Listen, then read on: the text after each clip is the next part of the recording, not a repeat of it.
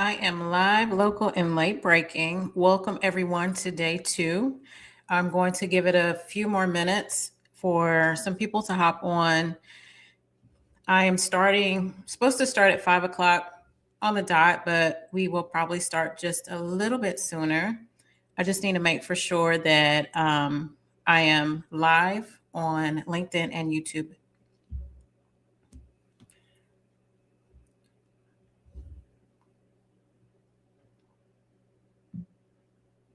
And there's always a little bit of a lag time.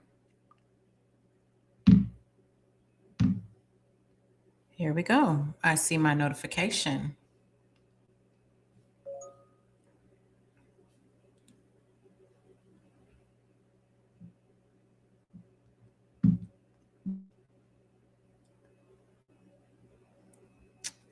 All right. So, welcome to day 2. I am going to be talking about once you have become certified, we went over that yesterday. Then we are going to talk about how you actually become discoverable to the buyers in a platform called DSBS. We'll go through that. And I have some screenshots I want to share with you on kind of what that looks like. And then I might do like a live demonstration. It just depends on how much time we have towards the end. We should have enough time, but it just really depends. So again, welcome to day 2. If you are a minority woman-owned business organization, or if you're looking to become certified and you're wanting to know what kind of benefits that will come from that and opportunities, this webinar is actually for you. If you're working in the clinical research space as an entrepreneur and you don't know anything about it, this webinar is for you as well.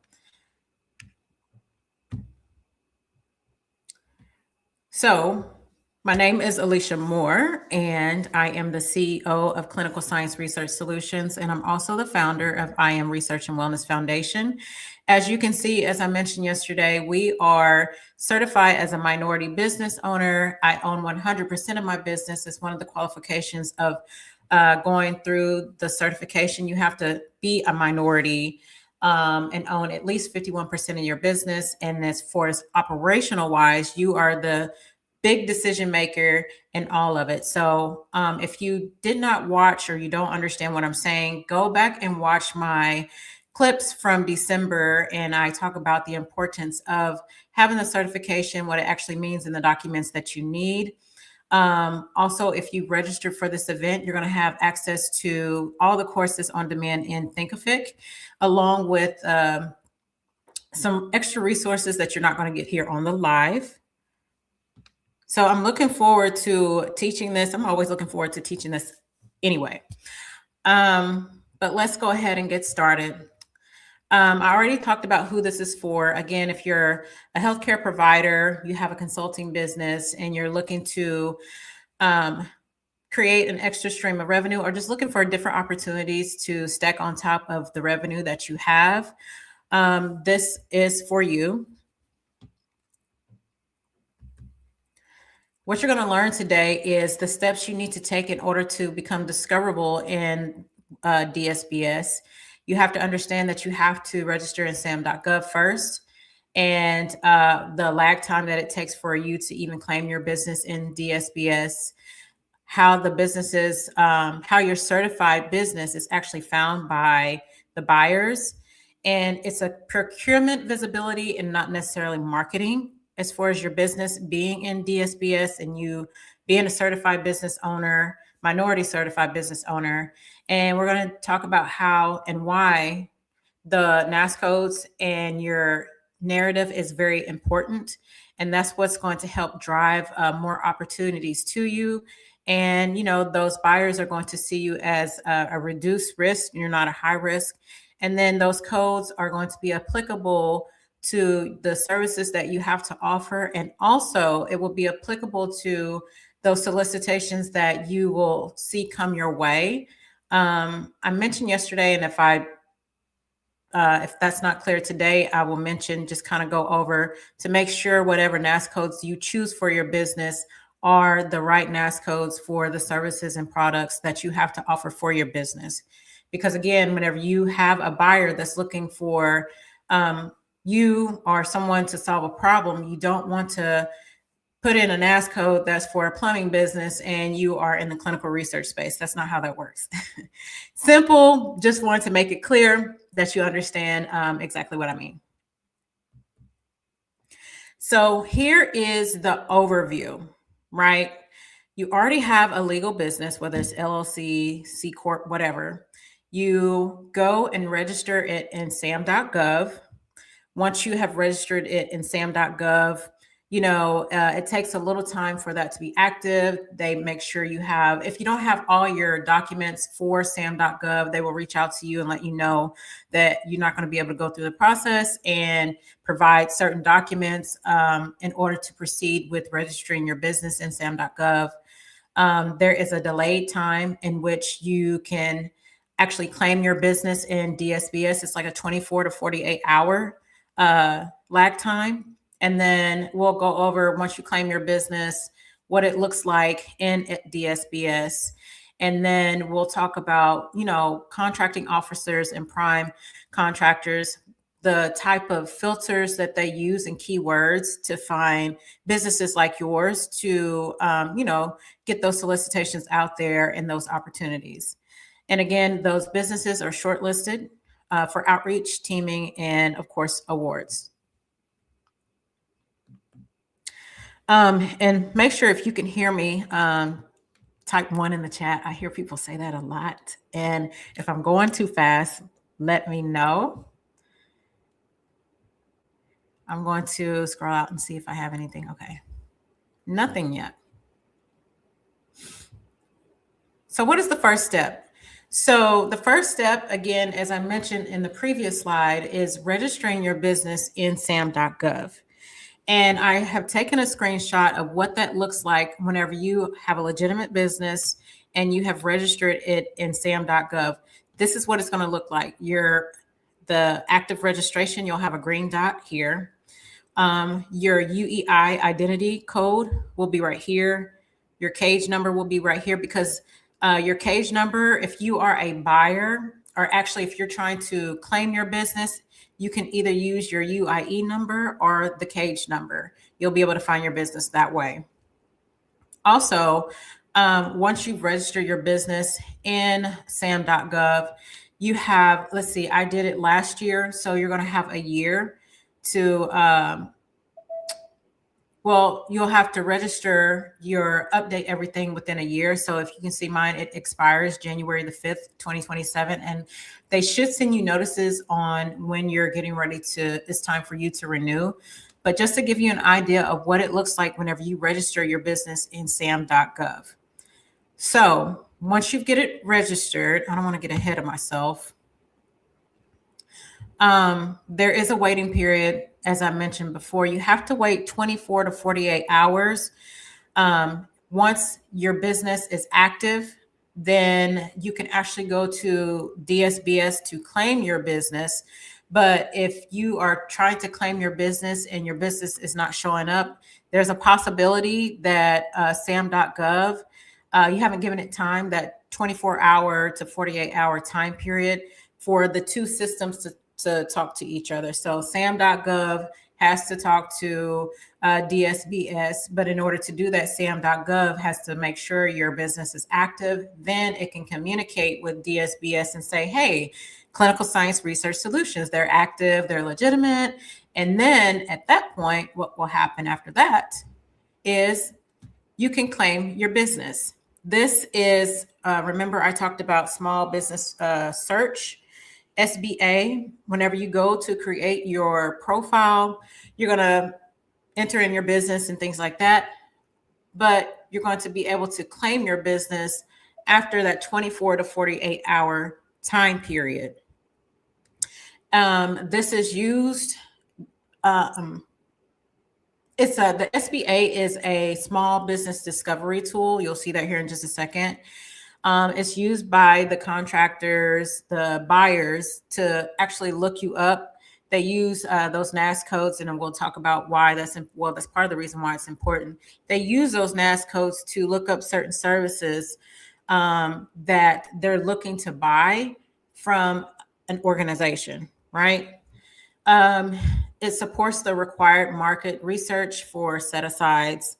And again, whenever you have completed your profile in SAM.gov, what SBS will do is pull the information from SAM.gov. Then you can actually go in and claim your business.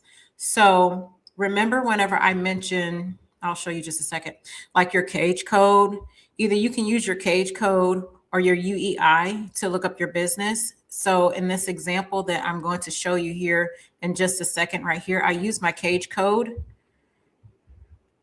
to look up my business. Now, you may see a couple other businesses, and I don't know why it's like that. That may pop up, but whenever you get ready to claim your business, you can see right here, Clinical Science Research Solutions. Once you see your business, then it will give you the opportunity to claim your business. And this is exactly what I've done. Also, what you're going to see right here in these columns is the actual name of your business. Again, once you have created your profile and all that good jazz in SAM.gov, a lot of this information is pulled over.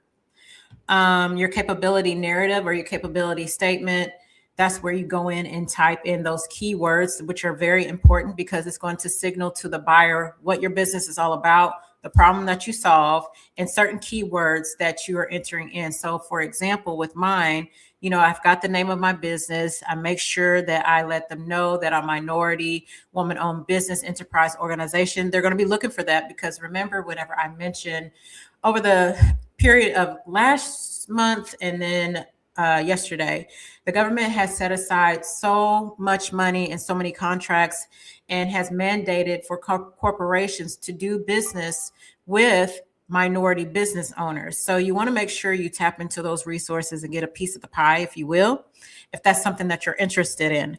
Also, if you have any pending certifications, like right now I'm going for my WOSB certification, that's pending. We'll see how that goes. In the DSBS, you're going to have the contact information, your personal contact information, and the website email address. Again, I will mention it's important for you to have your website. It's important for you to not just a landing page. That's not really demonstrating that you have everything together. They're really looking for you to have a website. Also, and then the address, right? They're going to have all your business information right here after claiming it. And then some, if I can't remember, some information you're going to have to go in and enter into DSBS, but most of the time, for the most part, DSBS pulls that information from SAM.gov, and then you just make sure everything is in alignment and is correct. Okay, so let's talk about what actually transfers from SAM.gov to DSBS. I already mentioned like your business information. Again, phone number, obviously your name. And if you look at this profile over here, certifications, NAICS codes, service information, performance history, and things like that. Now, if you notice down here, it says the fax number. This organization has it hidden. Well, I don't have a fax number, but if you do have a fax number and a couple different other things in here, I think it's maybe like an address.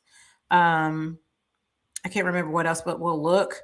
If that's saying hidden right here, that means you have it hidden in SAM.gov. So what you're going to need to do is go back into SAM.gov and to make for sure you have you've opened it up. So whenever they're looking at your profile, they can see exactly what your fax number is, and it's not hidden.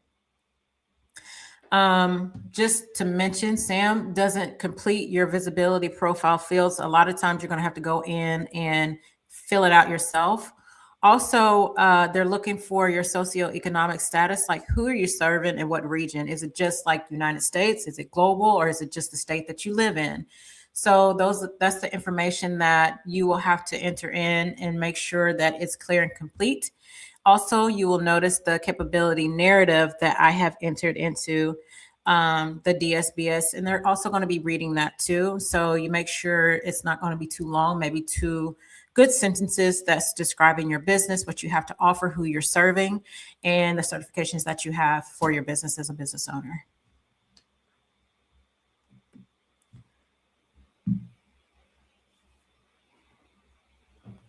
Okay. So, what are the 5 visibility fields that actually matter? We've already touched on NAS codes. We've already touched on the capability narrative, keywords, your past performance. We touched on the certifications and socioeconomic status. Those are the fields that determine if and when you appear in searches. Remember those NAS codes that I told you about? Well, in SAM.gov, they're there. You have to go into assertions if you don't know. And then close to the bottom, you will have your NAS codes. Also, you need to have a primary NAS code that's going to be applicable to your business because that's what they're going to be looking for. It's labeled that way. And then the other product and service codes that's applicable to your business will be at the bottom. And that's something that is in the DSBS. But these are the fields that's very important that you should have filled out. And honestly and truly, as you're registering in SAM.gov, that's those, at least these codes here, and your certifications, as a matter of fact, will be in SAM.gov too. So visibility versus marketing. Whenever you're marketing yourself as a business owner, you are talking about you're branding yourself, whether it's your colors or the type of messaging you are putting out there or the kind of content. How persuasive are you? How are you promoting it? It's really different versus the procurement visibility. It's more structured. There's a system system based. So whenever they're going in to try to look for your business, they're not necessarily going and looking in for you to, there's a promotion in there, if you will, some kind of promotional ad, if that makes any sense. Again, they're also looking to see if if your services are worth buying into and if you are high or low risk. And then they also want to see if you understand the compliance component whenever it comes to procurement and government contracting and those types of things, solicitations. They're not, for this type of visibility, it's not one of those things they're going in and following you like on LinkedIn or Facebook, Instagram, TikTok. It's one of those deals where you have a specific NAS code, specific keywords that is applicable to your business. And whoever the buyer is, if they're looking for certain services, and I always use myself as an example, workforce development, those are the specific NAS codes that you should apply to your business. So whenever workforce development solicitations become available, you will know about it. And then also they will be able to find you based on those NAS codes so they can, reach out to you for those solicitations and contract opportunities.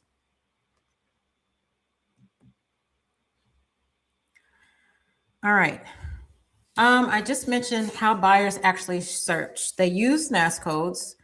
They use your socioeconomic status, whether you're minority, woman, business, enterprise certified organization, or you're a woman owned small business certified, or just MWBE certified. And there's some, I think, veteran certification, and then I think there's an 8A zone certification. So they look for those socioeconomic statuses. Also, they use certain keywords describing services. So make sure whatever keywords that you put in, it's going to be keywords that those particular buyers are looking for. I also mentioned geographic coverage. Who are you servicing? Like, what area? Again, is it just the state that you live in? Is it the whole United States that you're wanting to touch on, or is it global? Past performance indicators, that's what they're looking at too. They want to see what kind of experience you have. So whatever deliverables that they are looking for you to complete, they want to make sure that whenever they buy your services, they're confident enough that you'll be able to deliver and complete those tasks on time. So again, your profile must be in alignment with what the buyers are searching for and not how you market. And how you kind of figure that out is, again, you can kind of do a research on what the government is actually paying for? What are they actually buying? And it would be a good idea if you've registered with your state. The state should go ahead and send you some resources. I mentioned yesterday the Apex Accelerator. That business, they will actually step you through the things that you need to look for. They help you find those solicitation offers based upon the NAICS codes that you have applied to your business. So there's some support there. You're not going to be going at it alone. And I encourage you to take advantage of those resources that are available to you so you can be successful. I mentioned yesterday, I have met with, I think it's the project manager from Apex Accelerator out of Missouri. And we are going to be meeting next week so we can go through the database, and she's going to show me how to look for those opportunities and solicitations so I can be successful in landing contracts. Why do your NAICS codes matter? Why are they important? Well, it screams eligibility and relevance, as I mentioned before.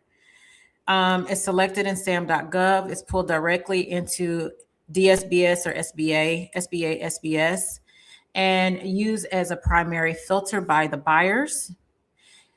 What influences which solicitations you qualify for, which I mentioned before. And remember, whenever I said best practice is to have a primary NAICS code and then multiple secondary NAICS codes to align with your services. And let's go back and look at what that looks like. So remember, here's a primary NAICS code for myself, and then the rest of the NAICS codes follow in behind the primary NAICS code.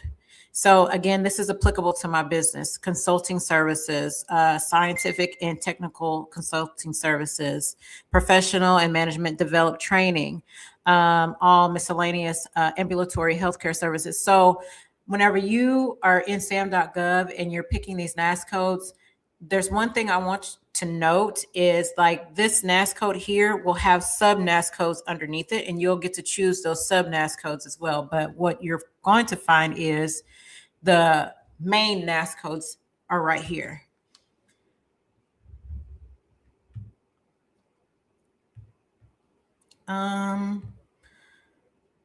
We just talked about why the NAICS codes, they matter. Your capability narrative is not some bio. You're not giving your whole life story. You're telling your buyers your core services, what makes you different, a differentiator from your competitor. How well are you risk management? Are you talking about those things? Compliance maturity, where and how you perform work.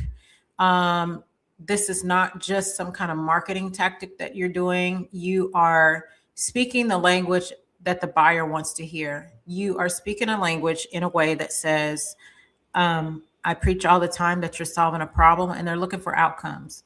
They're not looking for you to do a step-by-step guide. They're looking for you to say, you're way past that point, and these are the deliverables that I have completed in my past. And this is what I can do for the next organization, for the next business or buyer that wants to buy my services. So what does a strong narrative look like? What's the components of it? You have your business identity and certifications. Those certifications can be WOSB, 8A, veteran-owned. Let's see, MWBE, another one. Your core competencies, you're going to pull that from your capability statement. Differentiators, we talked about that yesterday. Your NAICS codes, how they're in alignment with your business, your past performance, and the geographic scope and contact readiness. So that's how you structure your narrative. And it's short and sweet and to the point. It's not long and drawn out. Again, remember, whenever they're scanning your capability statement, they're scanning it from a zigzag Z position. And they're not wanting to read a diary. They want to know, can you explain what you do? And can I read it and understand it within a few seconds of me scanning it? So your past performance, what does it tell buyers? Again, you can actually do the job. You say that you can teach principal investigators on how to be a principal investigators, and you're able to teach a cohort of 25. And out of that cohort of 25, 23 out of the 25, they were able to graduate from your program. They, did well on the exams, 90% or better, 80% or better, whatever metric that you have. And then also they have gone on to successfully be a principal investigator, either at a research site or they are a principal investigator and they've created their own business as a site owner. Again, it tells buyers that you understand compliance, you reduce contract risks. No buyer is going to buy into you if they feel like you're a high risk. So you have to demonstrate with qualitative and quantitative results, information clearly stating that you are that person, you are the business owner that they need to invest in because you're seen as a low risk client that they can buy into. So your performance, past performance will include if you've already bid on contracts and have those contracts ready, federal, state, local, commercial, subcontracting experience. If not, then the past performance can be clients that you have had maybe one-to-one consulting sessions with, or a cohort of even pilot programs that you have created and executed, and you are able to explain like, okay, we have trained so many individuals, and at this time period we were able to reduce it by 25% risk, something along those lines. But you understand the point that I'm getting at. So all those past performance things, tasks, they matter. You just have to make sure you are explicit in the way you explain it with those qualitative and quantitative results. So just to reel it back in, what's the correct order in making sure that you are going to be found by federal procurement agencies? Well, first of all, you either register or update your SAM.gov information in SAM.gov. You make sure it's active, and then you allow time for the SAM.gov and DSBS to communicate with each other, which is a 24 to 48 hour time period. Once that happens, you are able to claim your business in the DSBS SBA system. And then that's whenever you become visible to those buyers, intentionally become visible. If you haven't done any of those things, then you're not visible. You're eligible, but you're not visible to those buyers. And then what you can also do is test your discoverability like a buyer. So for instance, you can take your cage code and or your UIE code and do a search, and you should be able to pull up your business, and you should be able to see everything that you've entered in, the socioeconomic status, certifications, business information, NAICS codes. All those things should be in there whenever you actually do a test on yourself, whether it be with the cage code or your UIE number code. That way you can test to see that you are actually pulling up in the system. And again, why does this matter? It matters because, you want to be discovered by the buyers. You want to make sure that your profile is complete and in order. Everything is in alignment, NAICS keywords. Again, you want to speak in a way that screams to the buyer that you are reducing a risk. You're not a high risk, and your business fits the procurement filters.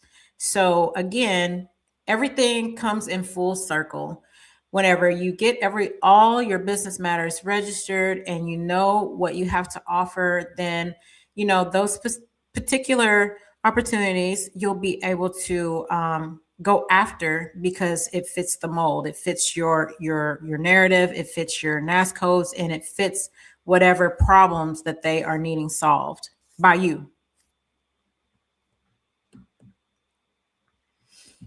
Just a little bit of a recap today. We learned what certified businesses are, how they're discovered inside federal procurement systems, and why you should be registering in SAM.gov, and so you can become visible in the DSBS system by the buyers.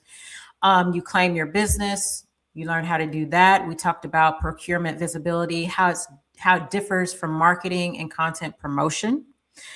We discussed why your NAICS codes are very important. Narratives, keywords, it's going to help drive that buyer to discovering your business. Also, let's see here. Why complete profile, it reduces the risk and it increases the buyer's confidence. That's like with anything else. If you are, I don't know, going for a job and your resume is not complete, well, they're not going to have a lot of confidence in hiring you. They're going to say, I don't think this individual, they know what they want. I don't think they understand how important to have a structured and well put together CV. And they didn't really read anything about this company. I mean, they don't even know what they're going to, how they're going to solve a problem for the company. So you are really leaving money on the table and leaving opportunities on the table whenever you do not complete your profile in its entirety. So what's the key takeaway? Federal procurement visibility is structured, it's intentional, and it's system driven. It's not necessarily promotional. So the action items I'm going to assign to you today is I want you to confirm your entity in SAM.gov and make sure it's active. And you can only do this once you have everything registered as a legitimate business. You got your certification. The next thing you need to do is allow time for downstream availability after activation. That way you can go in and claim your business in the DSBS, small business platform. And then the next thing you need to do is complete all visibility fields, capability narrative, your keywords, NAICS codes, past performance, and certifications. Also, once you have done that, review your profile as a buyer and not as a business owner. And every once in a while, quarterly, monthly, make sure that you are, everything is up to date. So you are ready for the procurement whenever it comes your way, those solicitations. And just as a reminder, whenever you're certified, of course you're eligible, but it's the visibility that's going to create more opportunities, not necessarily you just having the certification and not doing anything with it. We have reached the end of this webinar, and I want to see if I have any questions. It doesn't look like it.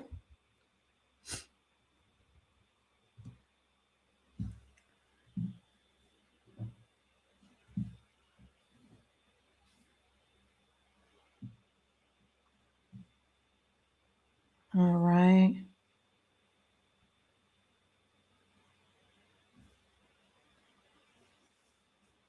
All right.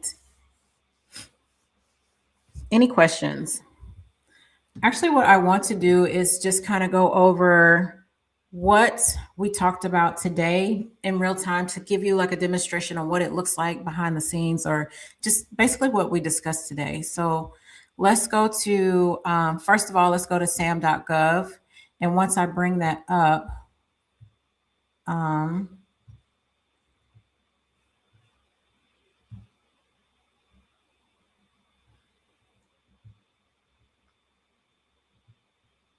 make sure you put your questions in the chat.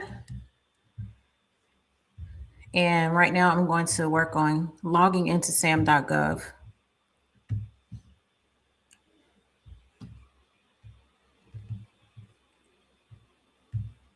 Okay. And I'm going to wait for my code.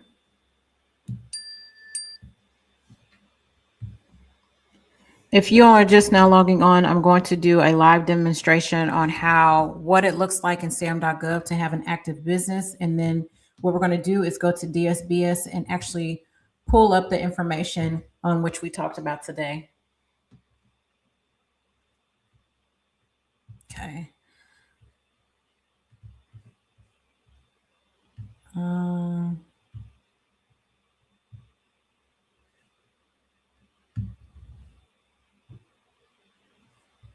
And I need to make for sure that you can see my screen. Oh, okay.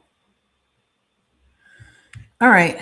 So whenever you log into SAM.gov, you've got everything all put together.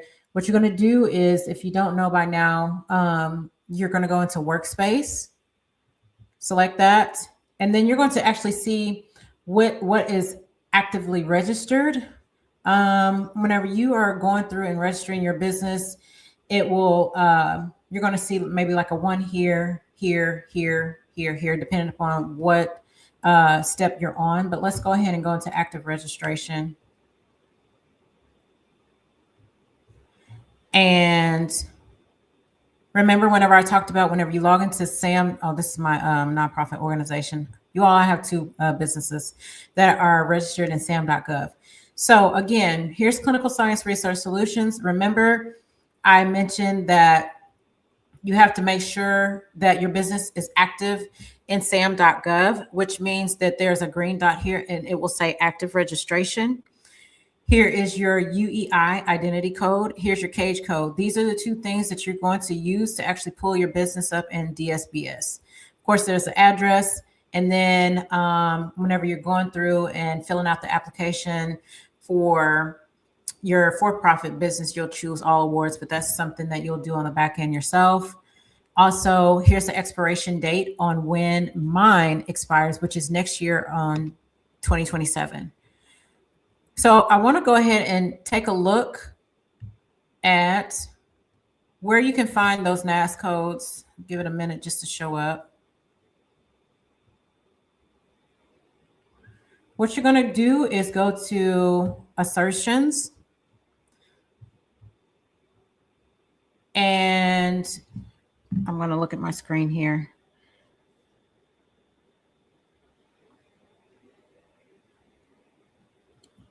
I'm flipping back and forth because I know there's like a delay.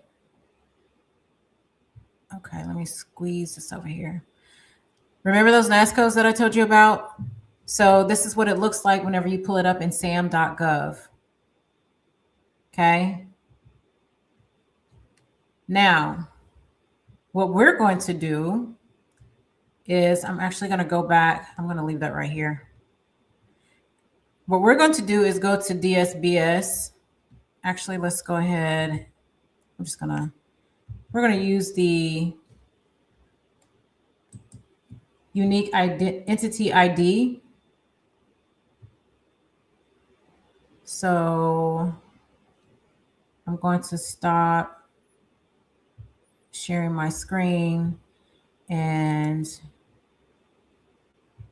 show you what it looks like whenever you pull up your business. Okay. I already have it pulled up, but let's go ahead and start from scratch.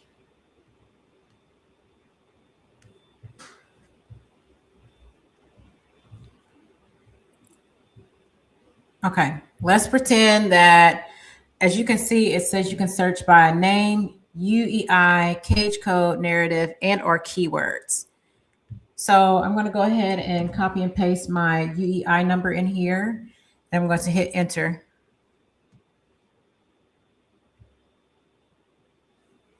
So look at this.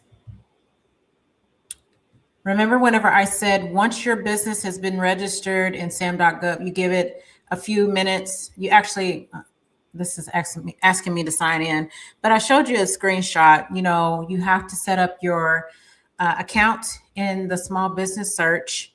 And once you've given SAM.gov 24 to 48 hours, so the information can be pulled over into DSBS, you will be able to look your business up in DSBS. And I use my UEI number to pull up my business, and this is exactly what it looks like. And remember what I mentioned, having your business information, the information that you need in DSBS, the important information.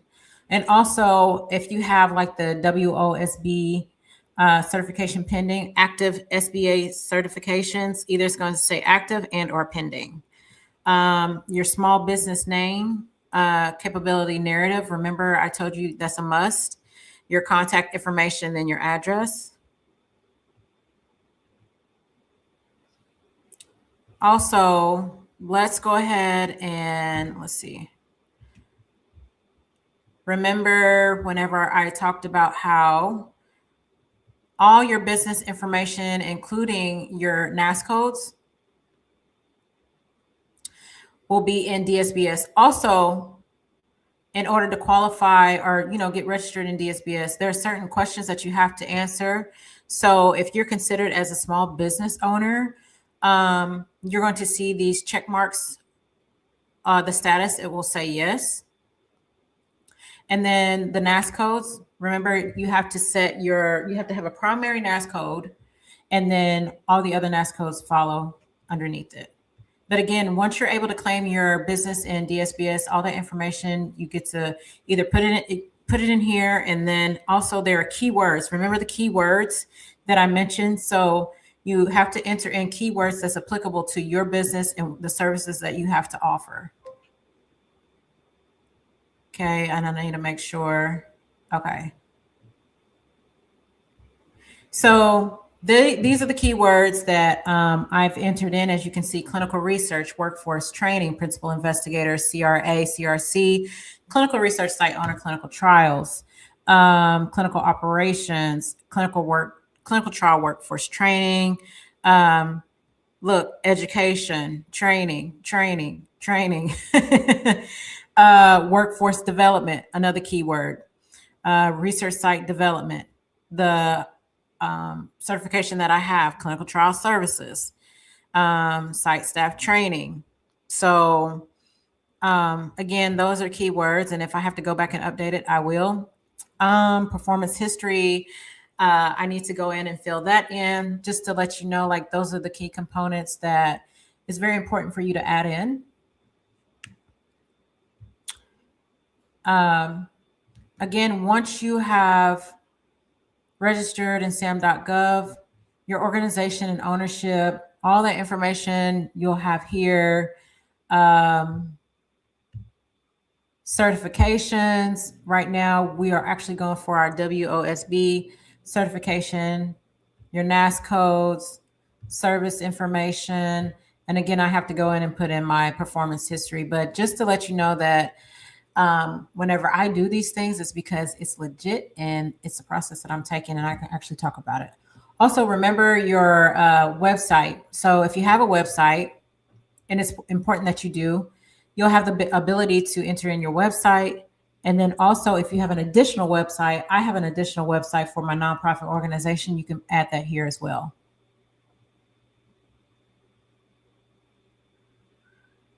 Okay.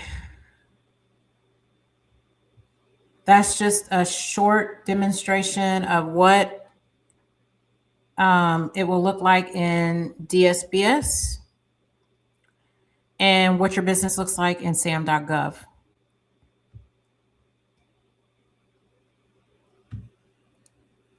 Any questions?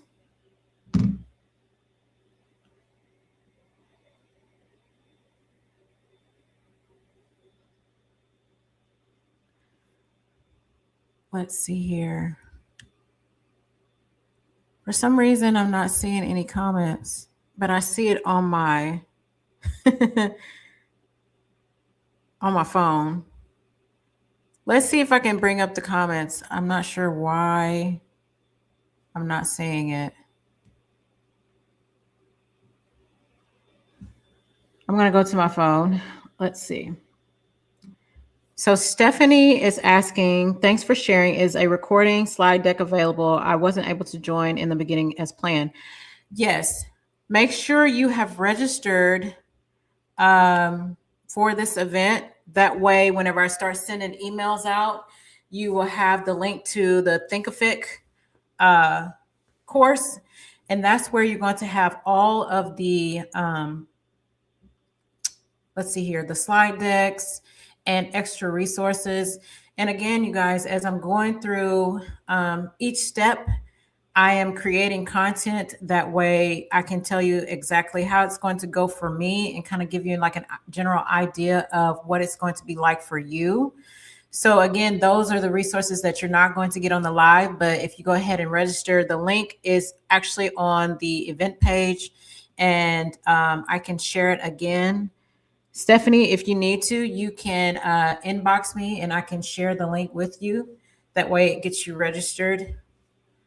And also, you guys, I'm going to be hosting my own WMBE retreat where we actually go through the execution process of it all. Right now, this is informational, and I want to try to give you as much information as I can as I go through the process myself as a site owner. Also, I have some news in pertaining to site ownership, so be looking forward to that as well.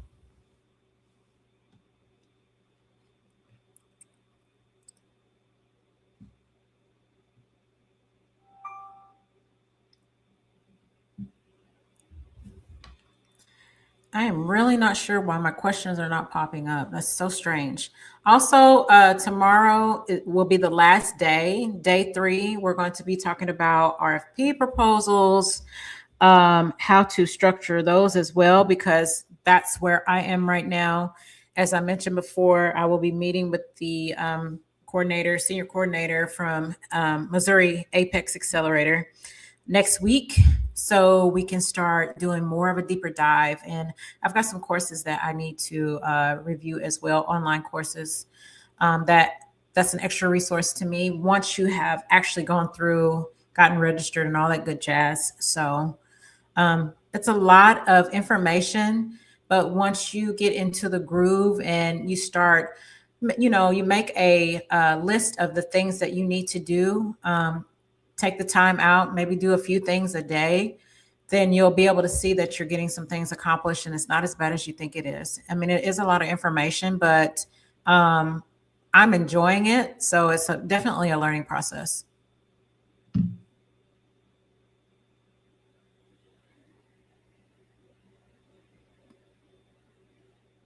Commented, how are you guys doing today?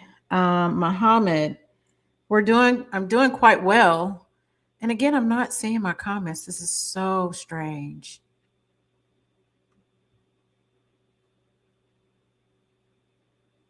I don't know what's going on.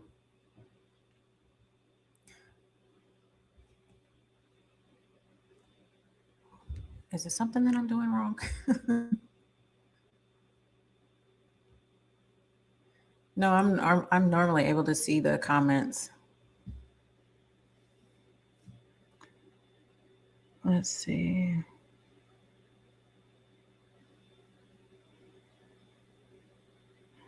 All right. And hello, Mohammed. I'm actually looking at my phone. I don't know why it's not showing up here. Do you all have any more questions?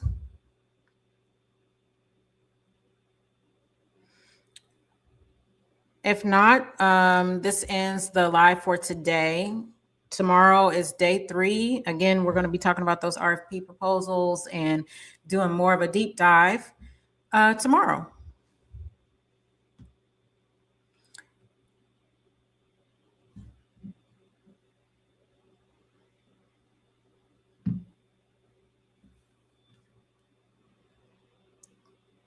Okay. Just making sure. Can't post comments to some destinations. Would learn more. StreamYard.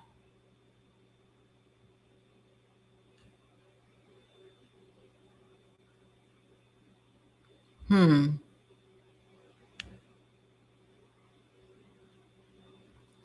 don't know. Okay. If you need the link to this event, please let me know. You can message me. Also, let's see here.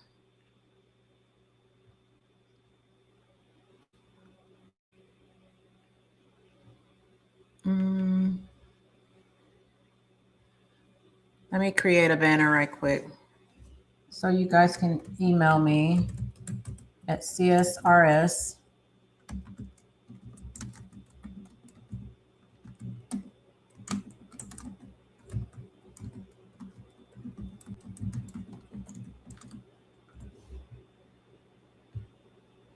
Okay. If you have any questions, it will be best for you to email me at CSRS at Clinical Science Research Solutions. Why did it go away? Oh no. Clinical Science Research Solutions.com. Oh, show for 10 seconds. Timer off. Okay. So weird. Okay. Again, email me at clinicalscienceresearchsolutions.com, CSRS at clinicalscienceresearchsolutions.com. If you have any more questions, and again, if you are looking to enroll in the course, we can get you set up. So what you're going to see is the previous session 1 that I did in December. We're now on session 2, which is the month of January. And I want to make for sure you guys know I do monthly live LinkedIn masterclasses every month. And it's geared around clinical research site ownership, how to actually utilize LinkedIn, and then, government contracting and things like that, since that's what I'm doing. And so it's more business development type of content, if you will. And of course, I'm learning as I go, and it's some things they just don't normally talk about in this industry. So, and if they do, I don't know anything about it. Okay. Basically my journey, and trying to help people structure their business or let them know what kind of opportunities are out there.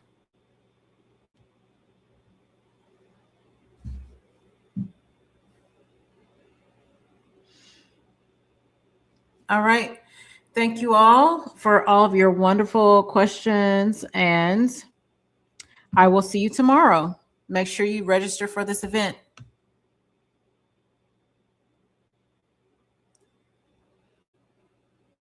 And I see a comment on here. Thank you. You're very welcome, Muhammad.